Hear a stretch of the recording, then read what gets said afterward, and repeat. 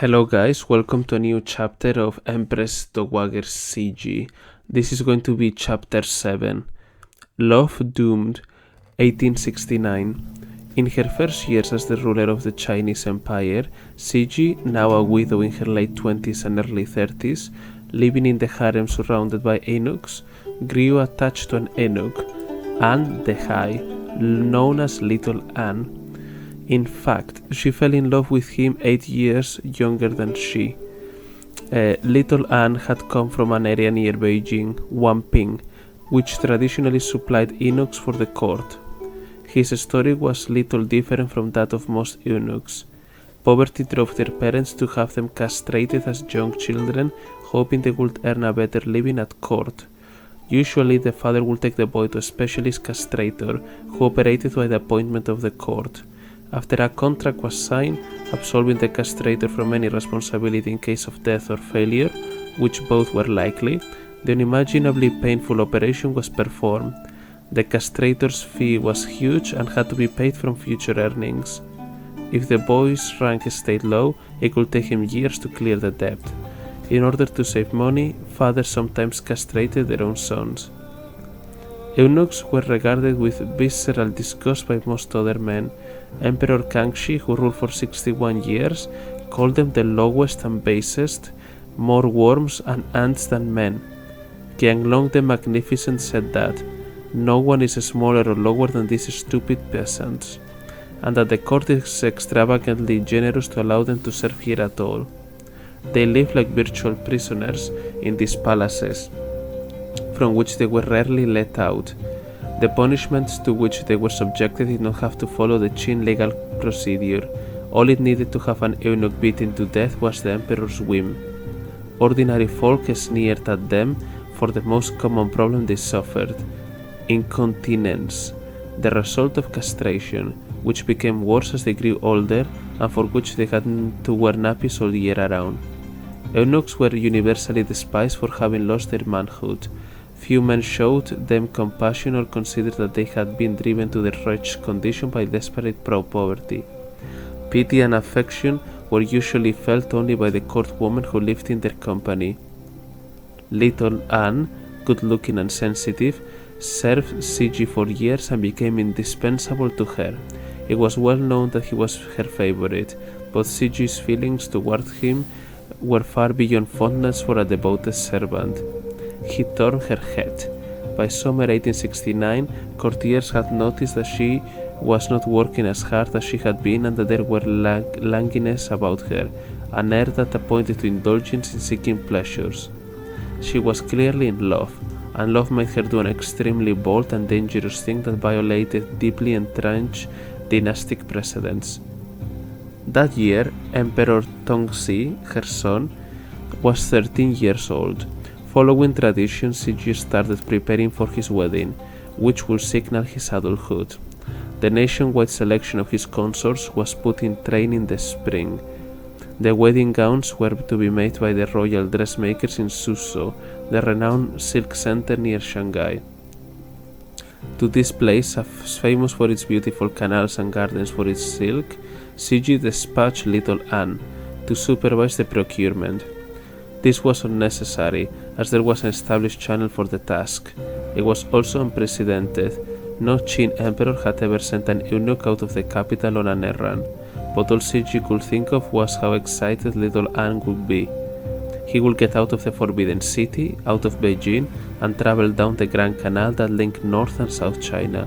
He could even celebrate his forthcoming birthday on the boat. Cixi would have loved the journey herself. She disliked the Forbidden City intensely, seeing it as a depressing place with only walled-in courtyards and alleys. Heady winds from across the ocean that had been beating at the gates of the Forbidden City had also stirred up hitherto inconceivable aspirations. In August, Little Anne set off in a party that included family members and other eunuchs.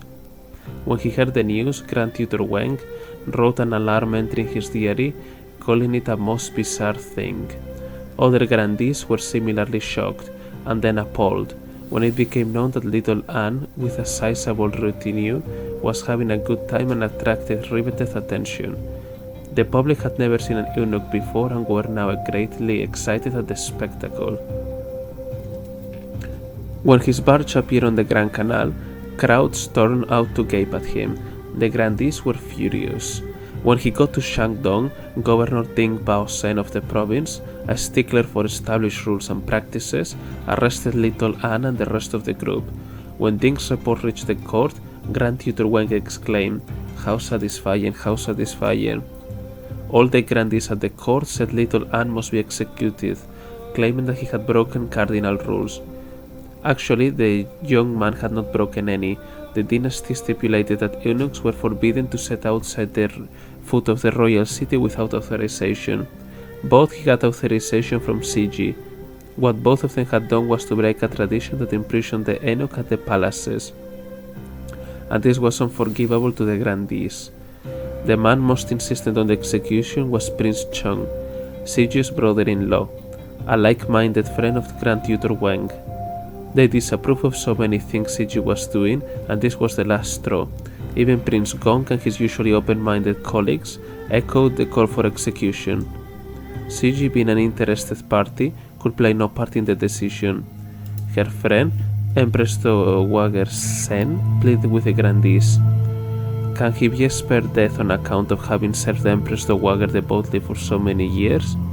The grandees responded with a stony silence, which resulted to a no. That settled it. A decree was written there and then ordering Little Anne's execution on the spot. To Cixi, it felt as if her world was collapsing. She managed to hold back the decree for 2 days, during which time she implored Empress Sen to plead harder for his life. But her efforts failed. Prince Chun arrived and pressed the woman to release the decree instantly, probably warning Cixi that what she ought to do was distance herself from Little Anne rather than otherwise. Empress Sen was forced to allow the decree to be sent out. Governor Ding was told to carry out the death sentence at once and not seek further confirmation from the court. Prince Chong and others were anxious that Cixi should have no more time to find a way to prevent it.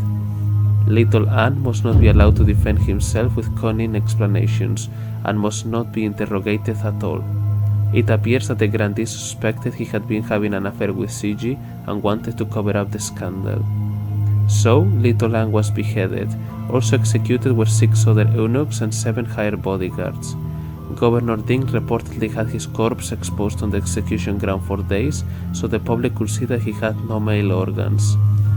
Talk of his being Cixi's lover had been widespread.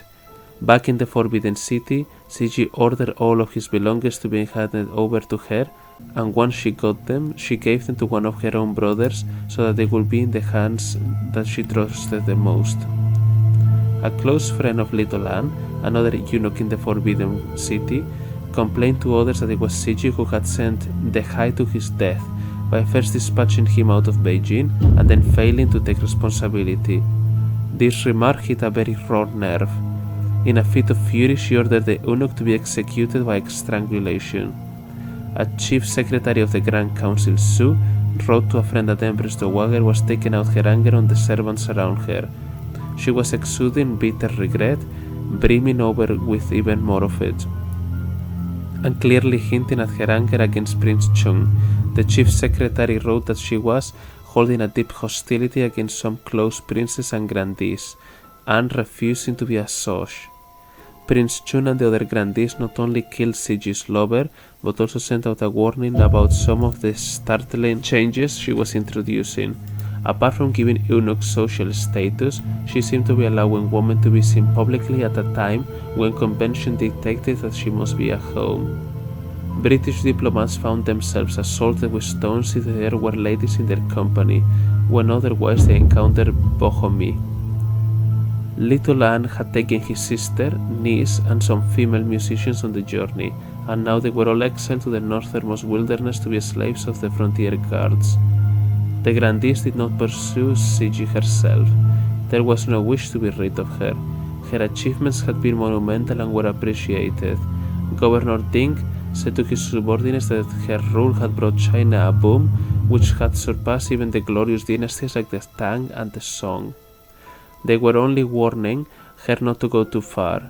In any case, her retirement was in sight. Her son would take over after his wedding. After all the executions were carried out, while Prince Chong and the others expressed heartly delight, Cixi collapsed and was bedridden for well over a month.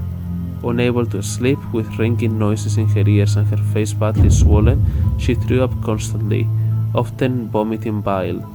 Royal doctors diagnosed the Chinese equivalent of a nervous breakdown, the key of the liver shooting upwards in the opposite direction to the normal channel, and kept vigil by her door. Among the medicines prescribed was blood of the Mongolian gazelle, which was said to reduce swellings. Towards the end of the year, although she started working again, the vomiting continued. This level of physical reaction was most unusual for her. After all, she was no shrinking violet.